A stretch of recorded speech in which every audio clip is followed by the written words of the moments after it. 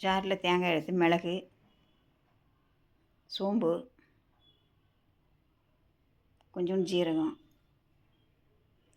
ஒரு 3 பட்டை, 4 ஏலக்காய் போட்டு கொஞ்சம் தண்ணியை ஊற்றி அரைச்சிக்கணும்.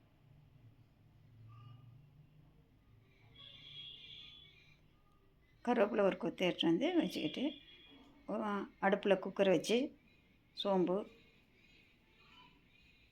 ஒரு பெரிய வெங்காயத்தை அறுத்து அதையும் போட்டு வணக்கி விட்டு 2 பெரிய வெங்காயம், 4 தக்காளி,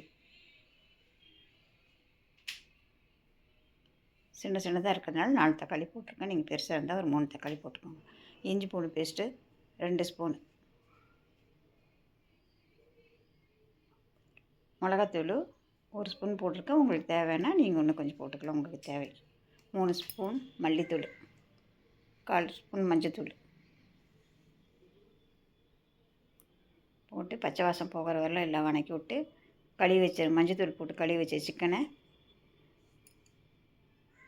அதில் போட்டு வணக்கி விட்டு 1 கிலோ இல்லாமல் போட்டு வணக்கி விட்டு தேவைக்கேற்ப உப்பு, அரைச்சி வச்ச தேங்காய் விழுது அதிலையே ஊற்றி தேவைக்கேற்க தண்ணி ஊற்றி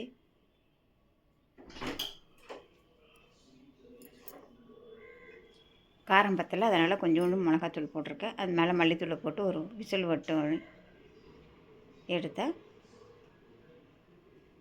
சிக்கன் குழம்பு ரெடி.